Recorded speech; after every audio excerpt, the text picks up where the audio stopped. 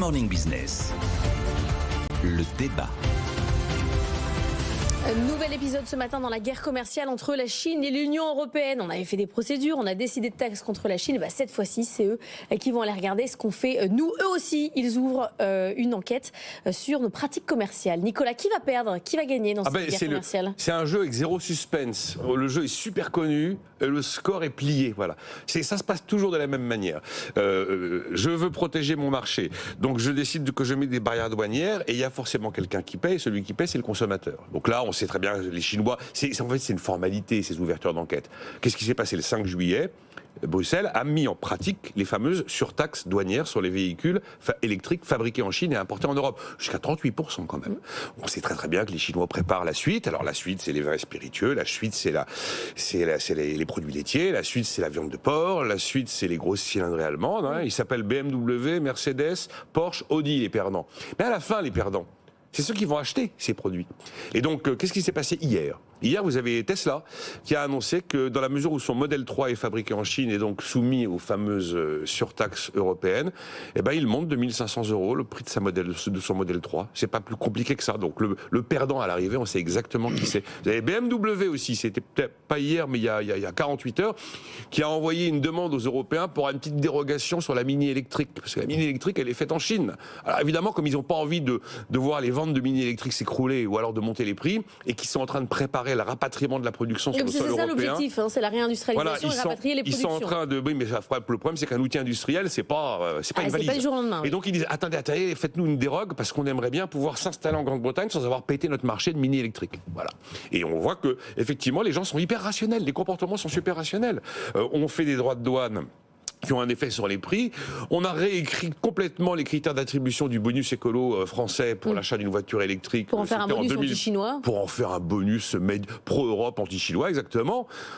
Le problème, c'est que ce sont des mesures qui concernent des véhicules qui sont importés de Chine. Pas des véhicules chinois, importés de Chine. Première victime, c'est Dacia Spring, la jolie marque de Renault. La plus vendue, dans les voitures électriques. Qui était la plus vendue. Bah oui, évidemment. Il y a eu 3000 Dacia Spring vendus sur les 6 premiers mois de l'année. Oui, mais on ne peut pas toujours dire tout et son contraire. Non, mais d'accord. Mais très bien. Mais en tout cas, si on se pose la question de savoir si le jeu, s'il y aura des gagnants, des perdants dans ce jeu, moi je vous dis, le match est plié. On sait comment ça se termine à l'arrivée. Après, ça ne veut pas dire qu'il n'y a pas des problèmes de propreté de concurrence, pour ne pas utiliser les termes habituels, entre la Chine et l'Europe, sur la façon dont les produits sont produits, sur l'empreinte carbone des produits, voilà. Il y a un sujet qui est posé. Mais si la réponse c'est toujours la même, vous aurez toujours le même résultat et donc le match est plié.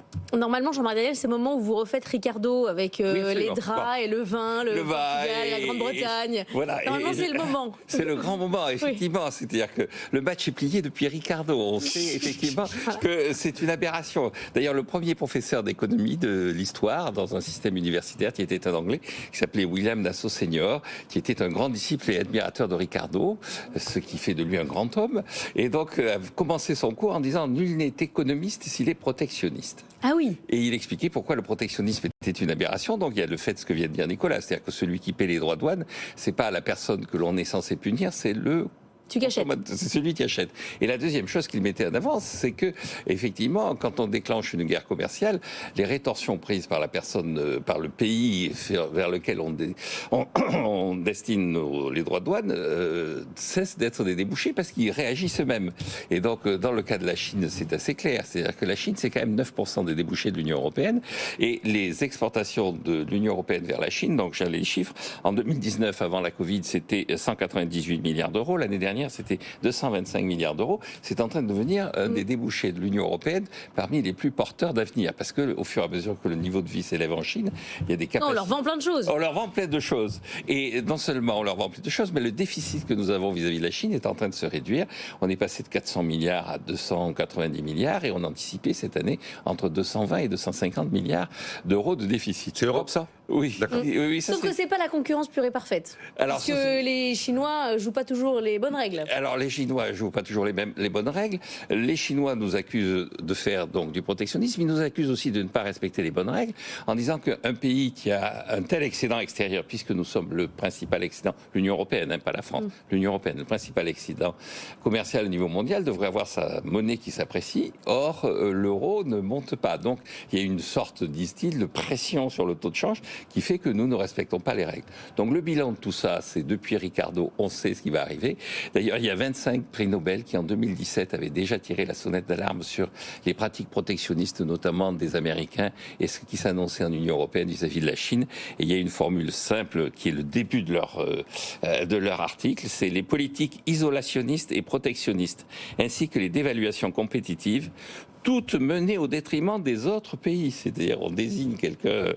sont de dangereux moyens d'essayer de générer de la croissance. Donc, finalement, les Chinois réagissent à ce qui a été une aberration, c'est les politiques décidées dans l'Union européenne. Donc, la balle devrait être maintenant dans le camp de Bruxelles et arrêter de parler de souveraineté pour masquer le protectionnisme et de jouer le jeu de la concurrence. Je rappelle, Nicolas, pour ceux peut-être qui viennent de nous rejoindre comme ça, qui viennent d'arriver, que Jean-Marc ne défend pas l'outil industriel et la réindustrialisation. Non, pas du tout. Du coup, je suis ni pour ni contre. Je dis laissez faire le marché et c'est absolument absurde de devoir le faire de façon, effectivement, de générer de la croissance industrielle de façon artificielle. Plus largement, ce que je trouve assez fascinant avec cette histoire, c'est qu'on disait, bon, si on fait du protectionnisme, la messe est dite. Mais c'est pareil, si je bloque les prix, l'histoire nous a enseigné ce que ça provoquait. Si j'avance l'âge légal de départ à la retraite, je sais que je baisse le taux d'activité. Il y a des trucs absolument évidents.